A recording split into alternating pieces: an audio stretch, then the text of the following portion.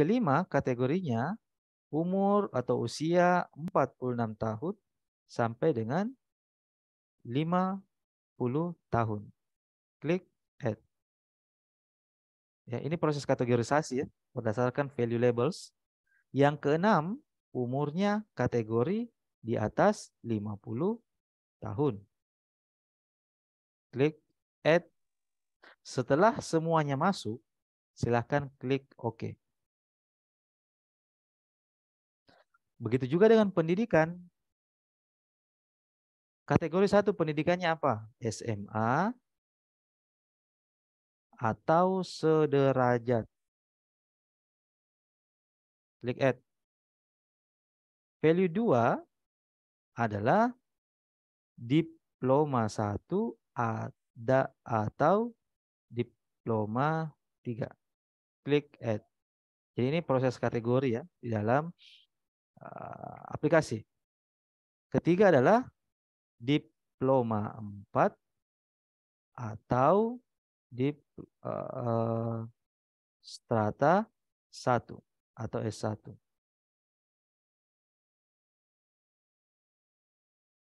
Klik add.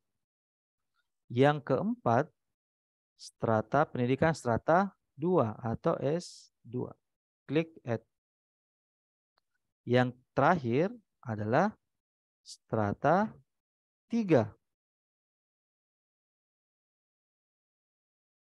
Klik add. Setelah semuanya terisi, klik OK. Nah, oke. Setelah itu, cukup itu ya. Kita pindah ke measure. Pengukuran. Untuk data jenis kelamin ya, kan kita mengkategorikan 1 laki-laki, perempuan 2. Berarti dia masuk kategori data no nominal ya. Berarti kita rubah di sini dia menjadi nominal. Usia responden datanya juga adalah nominal. Pendidikan terakhir juga sama, nominal. Kemudian yang X11. Datanya tadi apa? Tadinya ordinal, tapi karena kita sudah mentransformnya menjadi interval, maka dia masuk kategori scale. Di SPSS itu dia tidak membedakan menjadi 4 data ya, data nominal, ordinal, interval, rasio. Tetapi dia membaginya menjadi 3 saja. Data nominal, ordinal, scale. Scale ini masuk interval dan rasio. Jadi kita pilih scale. Oke, scale dari X1. Oke, dari X1 sampai dengan Y ya. Ini dari X1 sampai dengan Y ini menggunakan data scale atau interval ya. Maka kita rubah semuanya. Oke. Selesai. Nah, cukup untuk di sini. Misalnya kalau ada mau tambahkan label misalnya. Kalau label X1 itu apa? X1 itu adalah digital marketing. Terus yang X2 adalah kualitas layanan. Y adalah keputusan penggunaan telemedicine ya. Keputusan penggunaan saja. Oke. Variable view sudah siap dan kita bisa beralih ke data view. Sebelum beralih, saya ingatkan kembali, yang paling penting adalah name, nama variabelnya. Yang kedua adalah measure-nya, ukurannya. Dan yang ketiga adalah values-nya. Yang lainnya mengikuti. Ya, mau mengisi juga bisa, tidak mengisi juga tidak masalah. Ya, ini value. Yang paling penting ini name, measure, value. Ya, 3 itu yang paling penting. Nah, setelah ini selesai, kita kembali ke data view. Nah, data view header-nya sudah selesai ya. Ini header-nya. Ini dia. Ini sudah tersedia. tinggal kita masukkan data yang ada di Excel tadi, tinggal kita copy paste di sini. Tinggal di copy paste di sini. Nah, sekarang kita mau copy paste. Saya mau copy paste untuk data respondennya dulu, deskripsinya. Oke, jenis nomor, jenis kelamin, usia responden sampai dengan pendidikan terakhir. Oke, saya copy dari Excel, kemudian saya pindahkan di sini. Saya pindahkan di sini. Di sini sama progresnya dengan menggunakan Excel. Ctrl C di Excel, kemudian di sini bisa Ctrl V atau bisa klik kanan, kemudian paste. Oke, ini dia. Otomatis muncul. Oke. Setelah itu untuk jawaban responden dengan skala interval.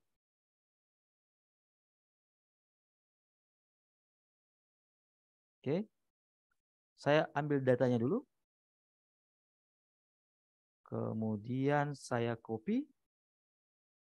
Setelah di copy, saya paste. Klik kanan, paste. Maka keluar hasilnya. Oke. Yang saya copy paste di sini untuk jawaban responden adalah data dari hasil transform ordinal to interval. Ya, ini hasilnya. Setelah tampil seperti ini, maka data ini siap untuk diolah. Ya, data ini siap untuk diolah. Pastikan bahwa semua data tercopy di dalam file ini. Di dalam kertas kerja ini. Oke.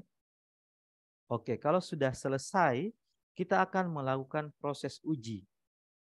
Yang pertama berdasarkan yang ditampilkan sebelumnya, untuk alur analisis regresi dengan pendekatan SPSS, kita lakukan dulu simulasi analisis deskriptif. Ya, analisis deskriptif di sini kita bisa lihat. Silakan masuk ke toolbar ini. Di sini ada toolbar di atas. Ada file, edit, view, data, transform, analyze, grapes, utility, extension, window, dan help. Ya, untuk pengujian semuanya ada pada toolbar fitur analyze. Ini dia. Semuanya ada di sini. Mau menguji apapun itu ada di sini. Mau menguji instrumen ada di sini, asumsi klasik ada di sini, regresi, uji T, uji F ada di sini. Ya. Nah, kita mau deskripsi dulu. Analyze, oke. Kemudian deskriptif statistik. Deskriptif statistik sini ada dua. Mau pilih frekuensis atau deskriptif. Kalau frekuensis, kita akan melihat bagaimana distribusi untuk frekuensi responden. Contohnya, misalnya di penelitian ini berapa jumlah laki-laki yang mengisi dan berapa jumlah perempuan yang mengisi dari total respondennya. Itu bisa dilihat di frekuensi. Oke. Kalau deskriptif, dia lebih kepada data atau analisis deskripsi terkait masalah, misalnya berapa jawaban, berapa standar deviasi dari jawaban, misalnya jawaban responden, berapa nilai tertingginya, nilai maksimumnya, berapa nilai minimumnya dari masing-masing jawaban responden, dan berapa nilai rata-ratanya atau nilai minnya responden tersebut. Jawaban dari responden tersebut. Itu adalah deskriptif di sini, fitur deskriptif. Ya, silakan Anda ikuti. Misalnya, kita ambil contoh frekuensi dulu ya, frekuensi. Kita mau melihat berapa frekuensi untuk jenis kelamin, responden, dan pendidikan terakhir. Tinggal klik, kemudian pindahkan. Pindahkan ke kolom variables. Saya ulang. tinggal klik, bisa klik semua langsung jenis kelamin responden, tinggal yang mana yang Anda butuhkan untuk deskriptif. Jadi misalnya saya pilih 3 ini. Kemudian klik, saya pindahkan ke variabel. Klik. Oke, setelah itu pindah. Setelah pindah, silakan cek di sini ada fitur. Oke. Ada statistik. Silakan mau pilih yang mana. Kalau untuk sementara, untuk dasar saja dulu, tidak perlu atau diabaikan saja ya. Klik continue. Di sini ada chart, mau menggunakan chart, bar chart, pie chart, silahkan. Ya. Di sini saya asumsikan kita tidak menggunakan chart. Oke, continue. Dan lainnya. Cukup diabaikan saja. Sampai di sini, setelah ini masuk ke kolom variabel, silahkan klik OK.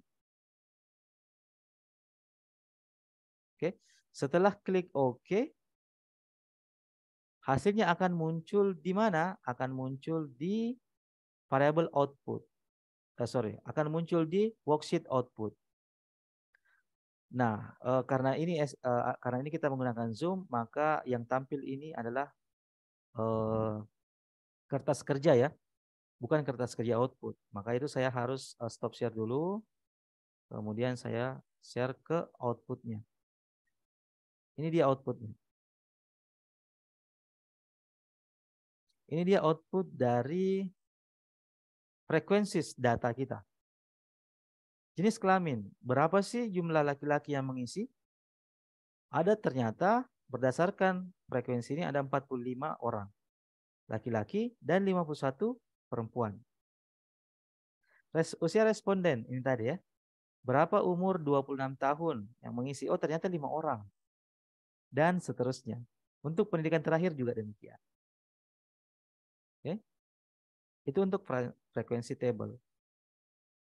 Atau misalnya mau juga melihat berapa distribusi jawaban dari responden, silahkan memasukkan untuk masing-masing indikator. Boleh, boleh, boleh untuk dilakukan. Nah, kita ambil contoh misalnya yang tadi untuk deskriptif ya, deskriptif, analyze, deskriptif statistik, kemudian kita ambil contoh yang deskriptif. Ini dia. Contoh misalnya ini. Kita mau melihat bagaimana deskripsi dari jawaban responden untuk indikator 1, 1, 2, 1, 3, dan 1, 4. Kita klik, kemudian pindahkan. Oke. Setelah itu options. Di sini sudah terlihat ini pilihan defaultnya ya, pilihan standarnya. Ada min, nilai rata-rata, standar deviasi, minimum dan maksimum. Ya. Kalau saya silahkan untuk pemula, silahkan untuk mengikuti saja yang default. Ya. Continue, kemudian klik OK. Maka hasilnya muncul deskriptif.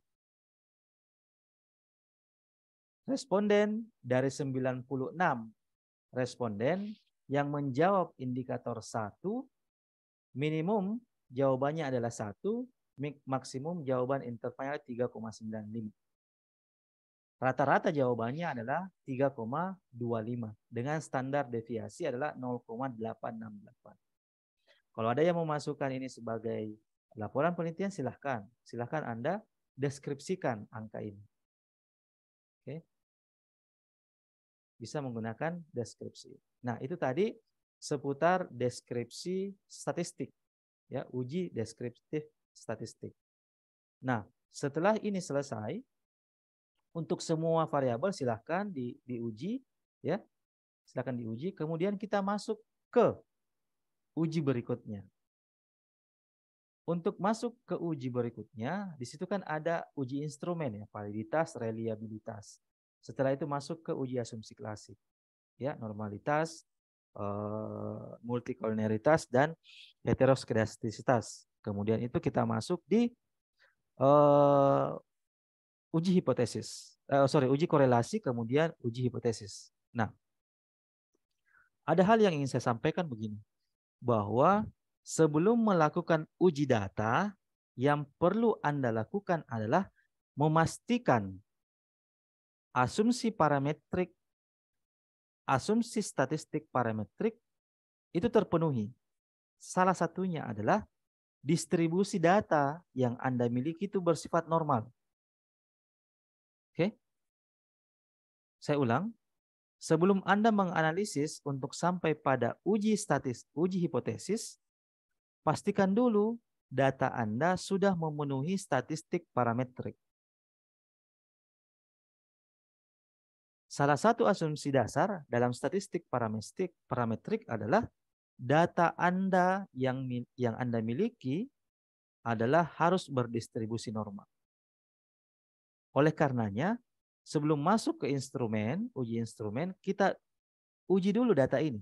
Apakah dia normal atau tidak normal? Caranya bagaimana? Caranya seperti ini. Kita menggunakan pendekatan Kolmogorov-Smirnov dan Shapiro-Wilk. Tapi pada dasarnya dalam beberapa penelitian itu hanya menggunakan salah satu saja. Tapi di sini saya akan memperlihatkan cara untuk menguji dengan dua pendekatan sekaligus untuk normalitas data. Pertama Kolmogorov-Smirnov dan yang kedua adalah Shapiro-Wilk. Nah, uji normalitas adalah kita akan menguji nilai residual dari regresi itu berdistribusi normal atau tidak. Caranya adalah kita masuk analyze.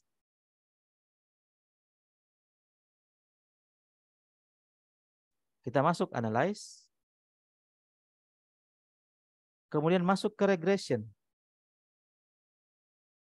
Kemudian masuk ke linear. Jadi pada prinsipnya uji normalitas ini hampir sama caranya dengan melakukan uji regresi.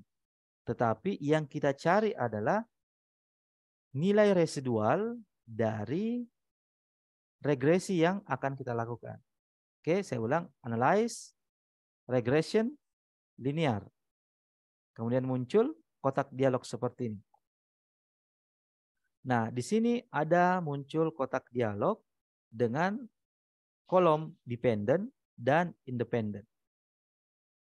Yang dimasukkan adalah untuk kolom dependent adalah total variable dependent atau Y. Ini dia. Kita masukkan. Oke, sudah masuk. Kemudian untuk kolom independent kita masukkan total variabel X1 dan X2. Kita masukkan kotak kolom independen. Setelah itu kita bergeser ke sebelah kanan. Di sini ada fitur statistik, plot, save, options, style, dan bootstrap. Untuk normalitas data, kita fokus dulu di fitur save. Save, klik save. Saya ulang, klik save. Setelah itu muncul kotak dialog begini. Di sini belum ada yang dicentang. Karena kita hanya melakukan uji normalitas data, maka nilai residual itu harus dikeluarkan dulu.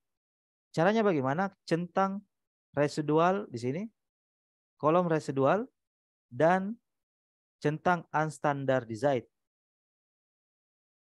Oke, centang satu saja. Setelah itu klik continue. Oke. Nah, setelah itu semuanya diabaikan, langsung masuk klik OK. Klik OK. Oke. Setelah klik OK, maka di sini akan muncul output. Abaikan output ini, abaikan output regresi ini. Nah, kita tidak menggunakan output ini.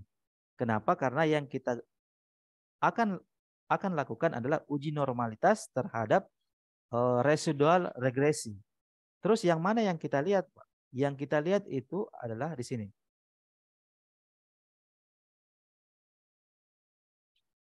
Yang kita lihat adalah ini.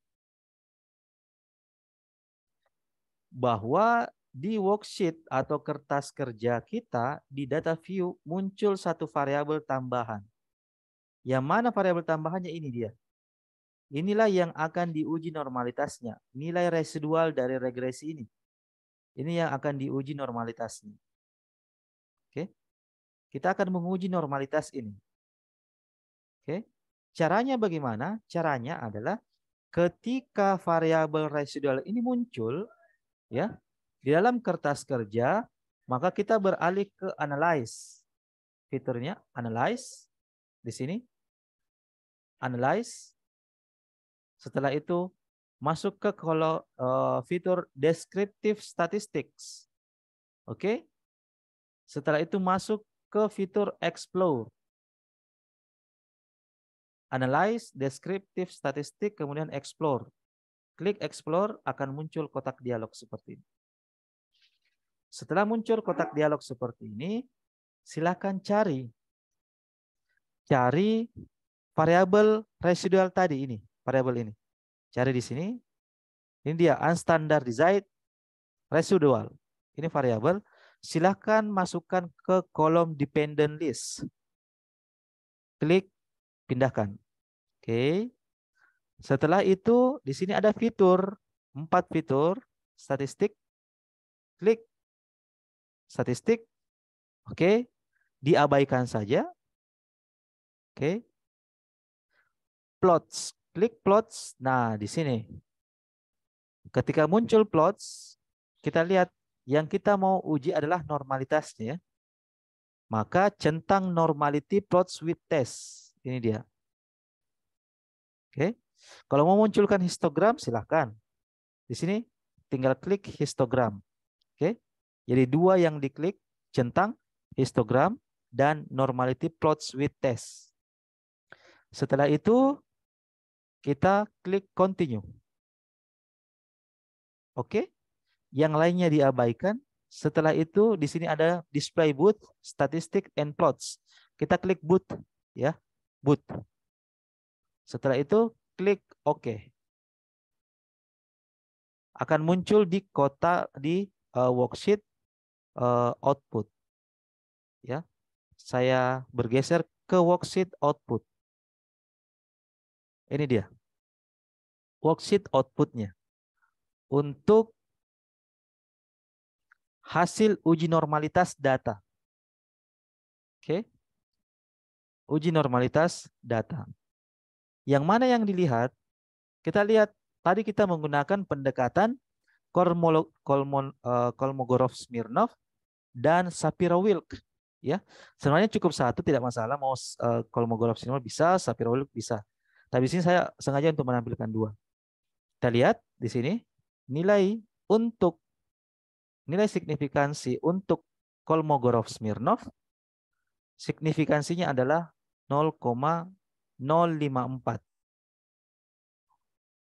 Sementara signifikansi untuk Shapiro-Wilk adalah 0,218. Keputusan dinyatakan bahwa data kita normal atau tidak adalah berdasarkan cut-off value-nya. Ketika signifikansi Shapiro-Wilk dan Kolmogorov-Smirnov di atas atau lebih besar daripada 0,05, maka data dinyatakan normal. Tapi kalau di bawah daripada 0,5, ya, ini ketentuan untuk normalitas, maka data dinyatakan tidak normal. Sekarang kita lihat Kolmogorov-Smirnov dan Shapiro-Wilk-nya masing-masing signifikansinya di atas 0,5. Maka dia kategorinya adalah dinyatakan data kita normal. Gitu ya. Itu untuk uji normalitas data. Kalau uji normalitas data selesai, maka kita bisa melanjutkan analisis. Oke, kita bisa melanjutkan analisis. Nah, di sini ada histogram, di sini ada normal Q-plot. Di sini juga terlihat kalau kita menggunakan normal Q-plot, data-data ini titik ya, titik. Data-data ini mengikuti garis distribusi normal. Kalau dia menjauhi garis distribusi normal, berarti data kita tidak normal. Itu salah satu parameter juga menyatakan data kita normal atau tidak dengan melihat normal Q-plot. Oke. Kalau normalitas data sudah terpenuhi, kita bergeser ke uji instrumen. Bisa bergeser untuk ke asumsi klasik lainnya, misalnya multikolinialitas bisa, bisa menggunakan bisa kemudian menguji heteroskedastisitas bisa. Atau bisa masuk ke uji instrumen bisa. Nah, kali ini saya memilih untuk menggunakan jalur kita bergeser ke uji instrumen dulu. Validitas dan reliabilitas. Oke? Validitas. Nah, sekarang kita akan menguji validitas dan reliabilitas. Uji validitas dan reliabilitas digunakan untuk memastikan bahwa instrumen kita memang betul-betul layak untuk digunakan berdasarkan data yang kita peroleh. Caranya adalah dengan masuk pada tools analyze, tetap di analyze ya. Analyze, kemudian masuk ke scale. Ya. Ada dua cara yang digunakan. Untuk validitas itu bisa masuk ke correlate bivariate, bisa menggunakan masuk ke scale reliability analysis dengan pendekatan corrected item correlated total ya, total correlation ya. Nah, sekarang kita menggunakan jalur scale ya. Jadi saya ulang, analyze, scale, reliability analysis. Klik. Di sini akan muncul kotak dialog. Yang kita analisis adalah data jawaban responden, bukan data demografi responden ya, bukan ini. Yang kita analisis ini. Oke. Nah, caranya bagaimana? Untuk analisis atau uji instrumen, kita melakukannya per variabel. Contoh, variabel X1, kita mau melihat apakah dia valid atau tidak, apakah dia reliable atau tidak. Caranya adalah klik variabel indikator masing-masing variabel. X11, kita mulai dulu X1 ya. X1, X12, X13 sampai X14. Setelah ini kita klik pindahkan ke geser ke kolom item.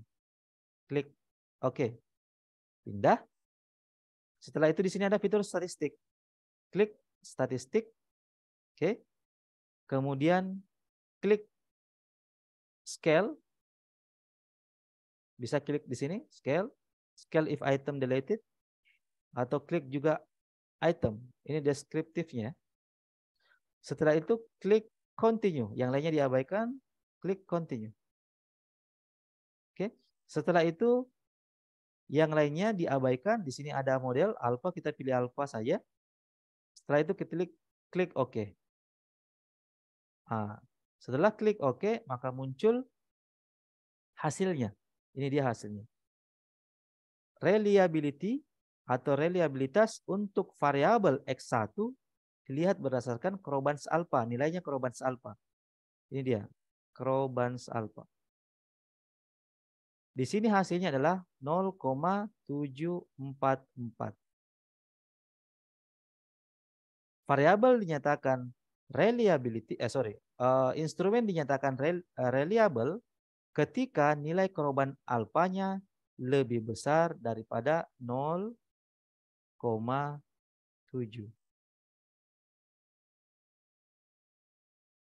Variabel instrumen kita untuk X1 dinyatakan reliable. Oke, dinyatakan reliable. Selanjutnya, untuk validitas. Validitas untuk instrumen kita, variabel X1, itu dilihat dari nilai corrected item total correlation. Ini yang mau dilihat. Masing-masing nilai ini.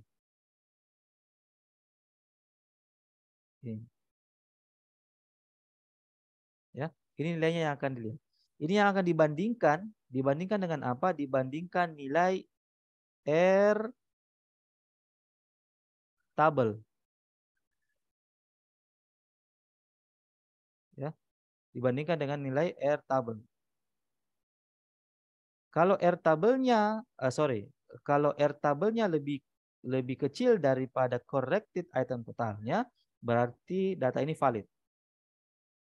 Kalau R tabelnya lebih besar daripada nilai corrected item total correlation-nya, maka instrumen kita dinyatakan tidak valid. Terus bagaimana cara menentukan R tabel, Pak? Bagaimana cara melihatnya R tabel? Untuk melihat Airtable, caranya adalah saya buka dulu ya. Buka dulu tabel R, file tabel R. Nah, itu harus dibuka pada file tabel R. Saya stop share dulu. Kemudian saya cari untuk tabel R. Tabel R, atau silakan kalau belum punya tabel R, silakan cari di Google, ketik di Google tabel R, itu akan keluar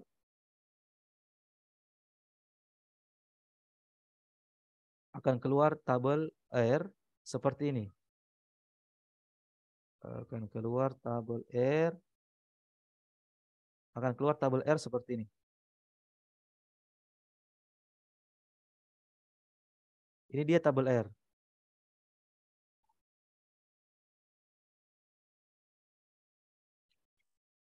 Jadi untuk validitas data Anda harus sediakan tabel R ya. Untuk validitas instrumen Anda harus sediakan tabel R. Nah, ini tabel R. Bagaimana cara bacanya nih Pak? Tabel R. Tabel R itu melihat DF. Oke, DF itu dicari dengan menggunakan rumus N dikurang 2. N itu apa? N itu sampel, jumlah sampel. Jumlah sampel kita adalah 96.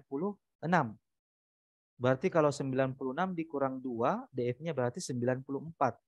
Jadi silakan tinggal cari di sini 94 di mana. Setelah itu untuk kolomnya di sini ada tingkat signifikansi untuk uji satu arah dan tingkat signifikansi untuk uji dua arah. Nah, penelitian kita adalah penelitian untuk uji dua arah. Diduga digital marketing berpengaruh positif terhadap ya. Nah, kalau menggunakan uji dua arah berarti kita melihat berapa probabilitas yang kita yang kita tolerir. Nah, kita mentolerir dalam penelitian kita probabilitasnya itu adalah 5% atau 0,05. Ini dia. Nah, umum itu di sosial ekonomi adalah 0,05.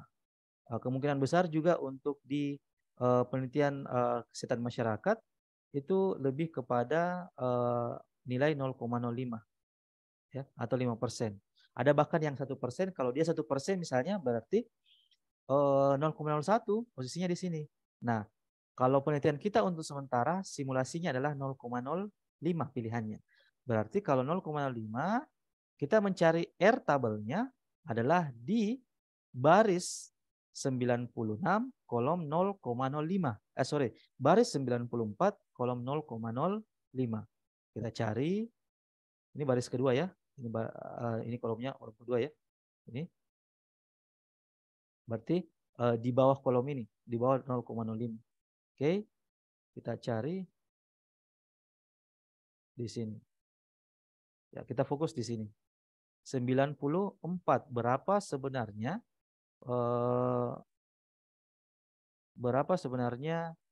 airtable untuk penelitian kita? 94. Nah, ini dia. 94 di kolom ini. Berarti airtable kita adalah 0,2006. Ya. Ini airtable kita. Jadi ini standarisasi yang kita gunakan di dalam mengambil keputusan apakah data kita valid, instrumen kita valid atau tidak. Ya. Apakah instrumen kita valid ataukah tidak. Oke. Nah, setelah diperoleh datanya, ke airtable-nya, kemudian kita masuk kembali ke hasil tadi. Kita kembali ke output tadi ya.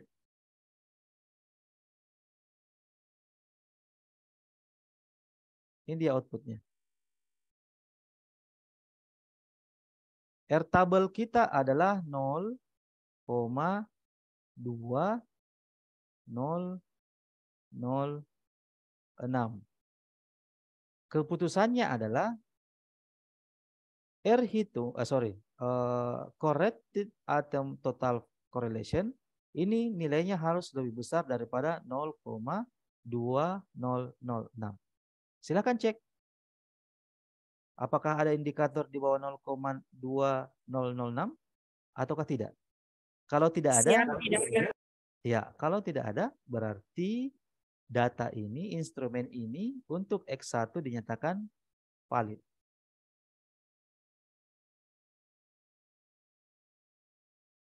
Tuh, itu untuk validitas.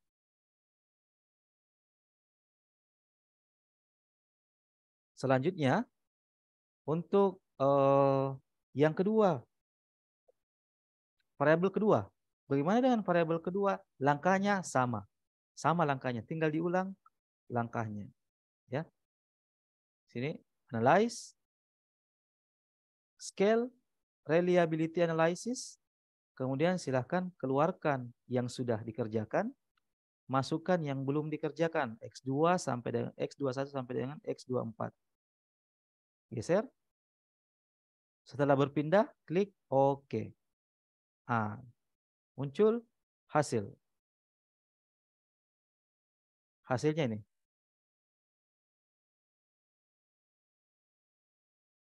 Reliability-nya di atas 0,7 ya. Dan corrected item total correlation-nya di atas 0,2006. Berarti X2 dinyatakan juga valid. Oke. Setelah itu kita bergeser ke Y. Bagaimana Y? Sama. Ya, Y juga demikian. Nah, data yang Anda pegang adalah data yang sudah dinyatakan valid. Kalau Anda mau hitung sendiri bisa. Anda mau trial sendiri di aplikasinya bisa. Nah, sekarang ketika reliabilitas dan validitas dinyatakan lolos, kita bergeser ke asumsi klasiknya. Tadi normalitas sudah, kita masuk ke multikolonialitas. Bagaimana cara menghitung multikolonialitas dan bagaimana cara melihat heteroskedastisitasnya?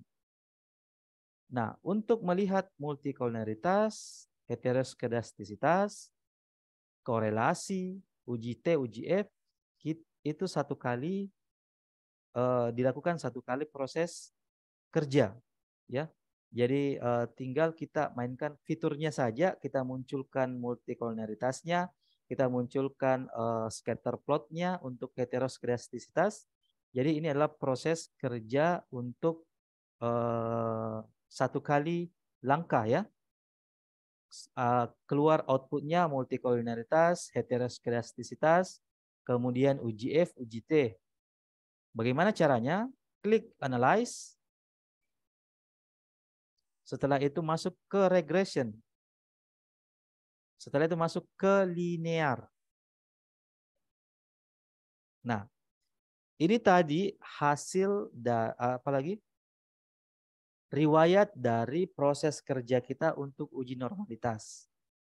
Oke. Karena di sini ada safe unstandardized, maka sebelum melakukan proses uji regresi, reset terlebih dahulu. Untuk apa? Untuk memastikan semua fitur kembali ke posisi defaultnya atau posisi yang tersedia atau posisi bawaannya. Reset saja langsung supaya ini juga keluar semua tanpa kita harus keluarkan satu persatu. Reset, klik reset. Oke. Setelah kita klik reset, kita mulai bekerja. Yang kita akan regresikan adalah masing-masing variabel yang ada di penelitian kita. Variabel kita adalah digital marketing dan kualitas layanan sebagai variabel independen. Sementara variabel dependen kita adalah keputusan penggunaan. Nah, untuk keputusan penggunaan sebagai variabel dependen, tinggal klik pindahkan ke kolom dependen. Terus yang kedua, ini variabel independen, tinggal klik pindahkan. Oke, selesai. Di sini ada fitur statistik. plot save option style bootstrap. Nah, kita tidak menggunakan semuanya ya, kita menggunakan yang seperlunya saja. Klik statistik, oke. Klik statistik, kemudian di sini ada menu default, estimate model fit ya. Untuk multicollinearitas, kita klik collinearity diagnostic. Ini dia. Ini kita melihat collinearity diagnostic. Centang collinearity diagnostic. Ya. Kalau Anda mau hitung autokorelasi menggunakan pendekatan Durbin-Watson, maka menggunakan ini, centang ini.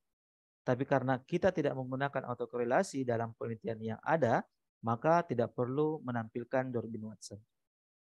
Oke. Ya cukup untuk collinearity diagnostic. Klik continue. Oke, setelah statistik selesai kita pindah ke plot. Plot.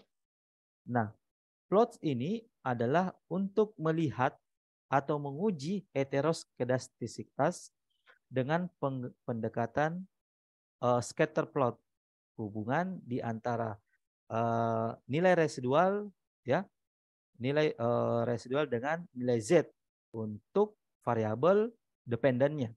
Maka yang dimasukkan di kolom Y ini ya adalah Z pred untuk kolom Y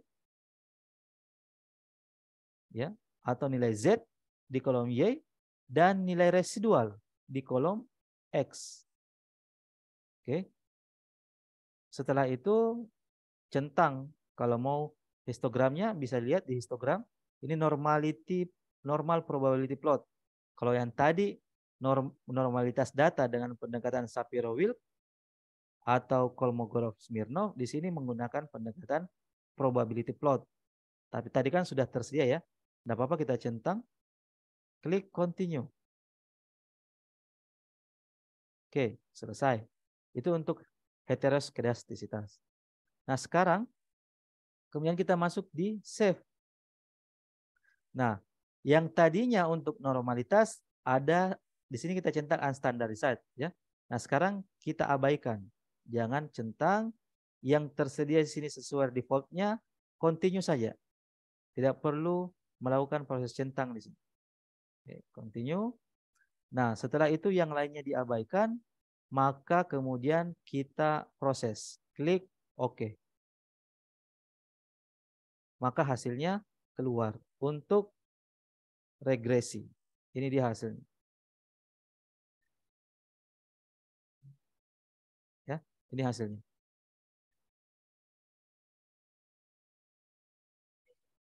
Ini dia. Ini hasil dari semua apa yang kita lakukan sebelumnya. Nah, di sini kita lihat. Sebelum masuk ke uji korelasi dan uji hipotesis, kita pastikan dulu bahwa data kita multikoliniaritas, terbebas dari multikoliniaritas.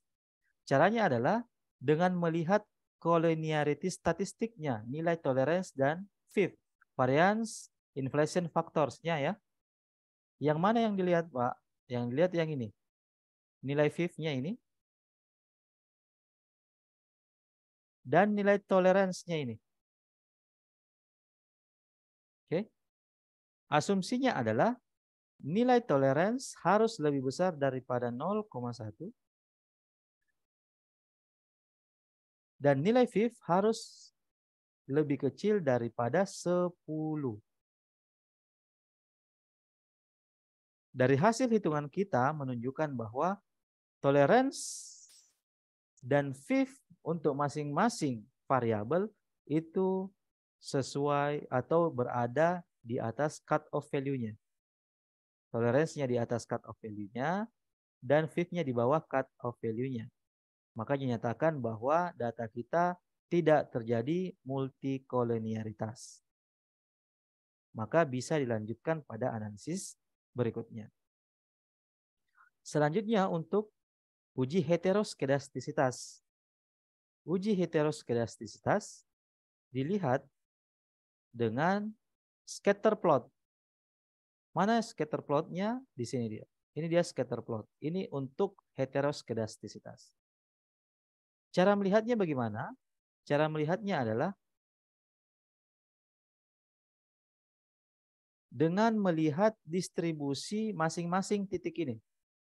Ini titik, ini data ya, distribusi data ini. Distribusi data ini, apakah dia menyebar, data ini menyebar polanya, data ini menyebar di atas angka 0, nih, dan di bawah angka 0. Serta, jadi saya ulang, untuk scatter plot dengan heteroskedastisitas menggunakan pendekatan scatter plot, menggunakan pendekatan visual, adalah melihat sebaran datanya.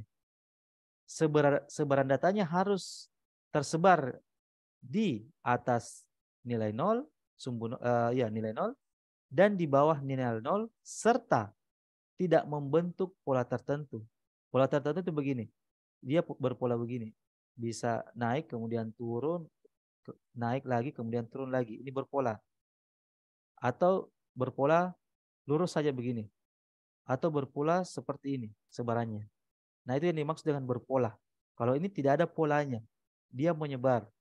Kalau dia menyebar baik di atas 0 maupun di bawah 0, maka dia dinyatakan tidak terjadi heteroskedastisitas. Maka data kita terbebas dari heteroskedastisitas. Kemudian keputusannya adalah dilanjutkan pada analisis berikutnya. Setelah setelah uji asumsi klasik terpenuhi, maka kita beralih ke uji regresi atau uji hipotesis ya. Uji hipotesis. Kita lihat regresinya mana, ini dia regresi. Nah, di sini ada banyak tabel. Kalau untuk ini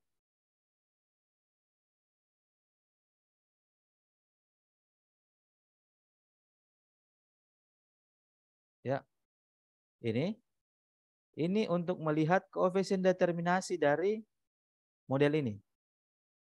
Bahwa digital marketing dan kualitas layanan itu memberikan kontribusi sebesar berapa terhadap hubungannya ke keputusan penggunaan. Yang mana yang dilihat? Yang lihat di sini, nilai R-squared-nya. Hati-hati ya dengan melihat R-square. Untuk analisis regresi sederhana, R-square yang digunakan adalah ini. Tapi kalau dia analisis regresi berganda, maka yang digunakan adalah adjusted R-square. Maka dalam penelitian kita, ya, yang digunakan adalah adjusted R-square. Kenapa? Karena ini adalah untuk regresi berganda. Di sini terlihat bahwa analisis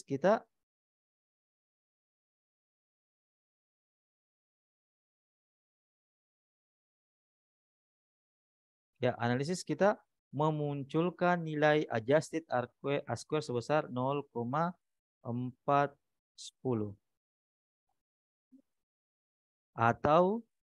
atau sebesar 41%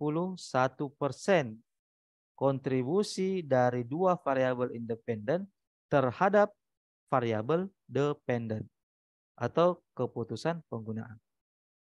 Oke, itu untuk koefisien determinasinya. Selanjutnya kita masuk ke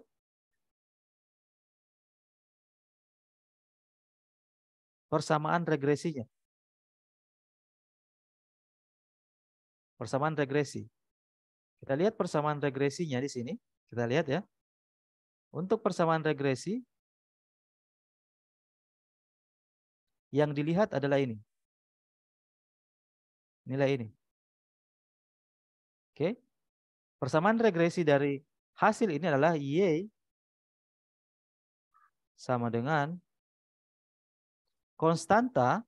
Ini persamaan matematis tadi yang sebelumnya tadi pagi ya kita lihat 4,523,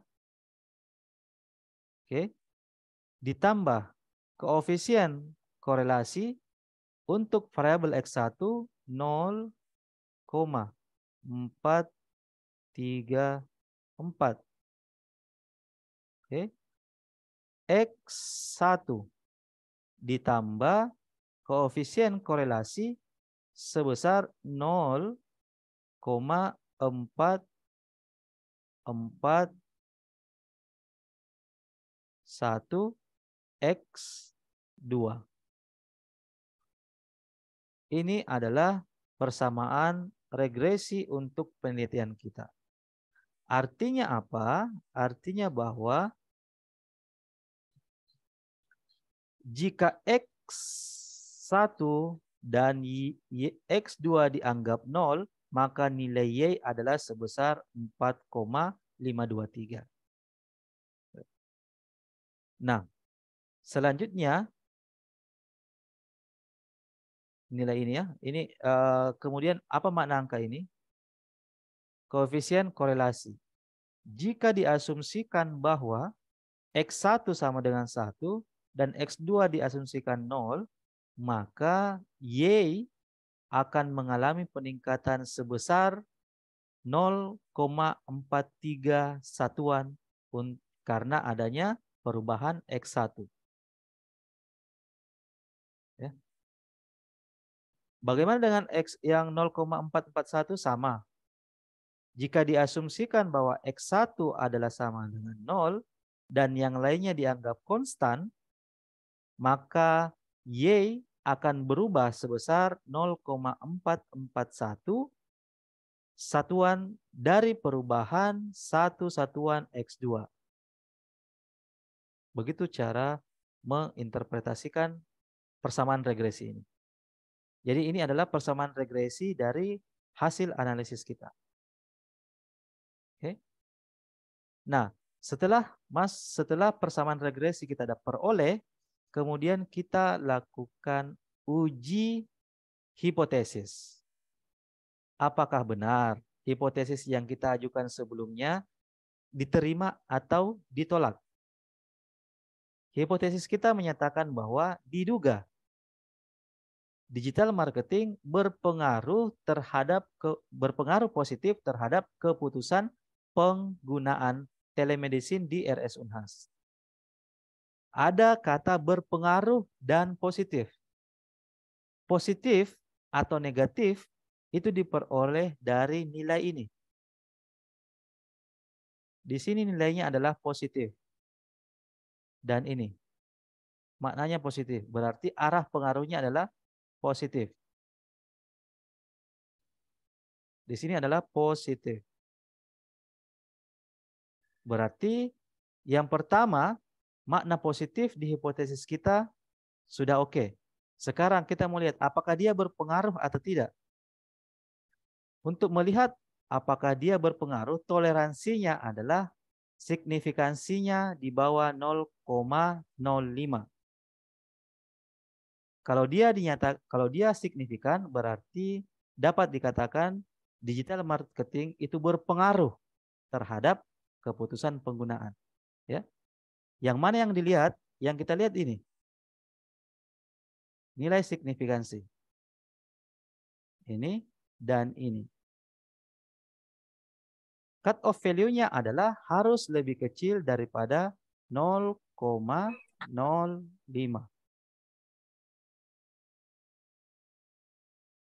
Kita lihat di sini adalah digital marketing, signifikansinya adalah 0,000. Artinya dia lebih kecil daripada 0,05. Apa kesimpulannya? Kesimpulannya bahwa hipotesis kita diterima. Digital marketing berpengaruh positif. Ini positifnya. Dan, saya ulang. Digital marketing berpengaruh. Ini pengaruhnya. Terlihat toleransinya adalah di bawah 0,05. Berpengaruh positif. Ini positifnya. Terhadap keputusan penggunaan telemedicine di Rumah Sakit Unhas. Yang kedua, hipotesis kita. Kita lihat bahwa kualitas layanan nilai signifikannya adalah di bawah 0,05. Di bawah toleransi 0,05. Oleh karenanya, hipotesis kita kualitas layanan berpengaruh. Ya, dia berpengaruh. Oke. Positif. Apakah positif? Iya, benar, dia positif. Di sini nilainya adalah positif. Terhadap keputusan penggunaan. Oleh karenanya, dua hipotesis yang kita ajukan semuanya diterima berdasarkan hasil penelitian kita. Oke. Oleh karenanya, penelitian kita untuk analisis regresi itu telah selesai. Kita nyatakan selesai. Kenapa? Karena semua proses sudah kita lewati. Ujian telah kita lakukan, dinyatakan sesuai dengan asumsi. Kemudian masuk ke uji T untuk memastikan bahwa dia berpengaruh atau tidak. Ternyata hasilnya adalah hipotesis kita diterima. Kesimpulannya bahwa hipotesis yang diajukan, baik hipotesis 1 maupun hipotesis 2 adalah diterima. Seperti itu. Silahkan kalau ada pertanyaan terkait masalah pembahasan analisis regresi dengan menggunakan pendekatan SPSS, alat bantu SPSS. Sebentar, mungkin kita akan lanjut. Sepertinya tidak mencukupi ya. Kita akan lanjut setelah sholat Jumat ya, untuk pembahasan analisis jalur. Kurang lebih 30-45 menit. Insya Allah pembahasan kita akan berlangsung untuk analisis jalur. Silakan kalau ada pertanyaan, saya buka kesempatan sebelum kita bergeser untuk istirahat bagi yang akan sholat Jumat, persiapan untuk sholat Jumat. Silakan kalau ada pertanyaan.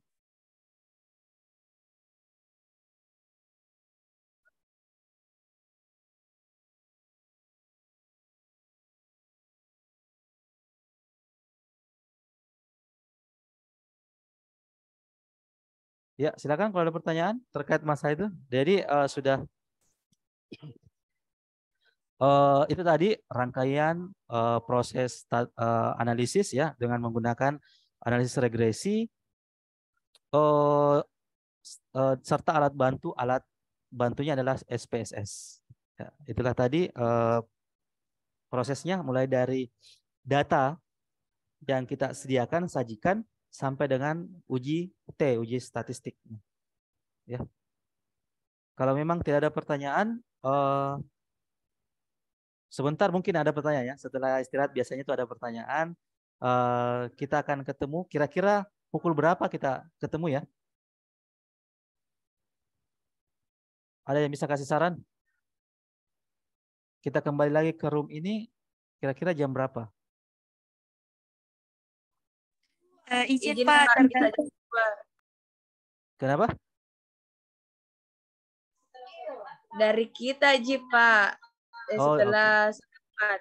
Oke, kalau begitu saya di sini selesai di sini itu sholat Jumat biasanya pukul 12.35 sudah selesai. 12 mentoklah 12.45 lah. Kalau begitu kita ketemu di pukul 13 ya. 13.00. Izin Pak. Ya. Silakan. Izin Pak, enggak apa-apa kalau setengah 2. Kenapa? Bisa diulang? Izin Pak, boleh setengah 2. Boleh apa? Izin Pak, boleh kalau setengah 2 Pak. Nggak Karena kelamaan, kalau di sini Pak biasa jam 1 bisa selesai Pak sholat Jumat, jadi belum lagi bergabung kembali di Zoom. Oke lah, kalau begitu kita bergabung di 13.30 ya. Kita sepakat dulu 13.30 ya. Siapa? Oke, kita akan kembali di room yang sama pada pukul 13.30 ya, sebentar. Dipastikan bisa tepat waktu supaya kita lebih efektif, bisa cepat menyelesaikan program kita ya. Untuk sementara saya cukupkan demikian. Terima kasih banyak atas atensi Anda hingga saat ini. Insya Allah kita lanjutkan sebentar. Wabillahi taufiq wa hidayah. Wassalamualaikum warahmatullahi wabarakatuh dan selamat siang. Waalaikumsalam warahmatullahi wabarakatuh.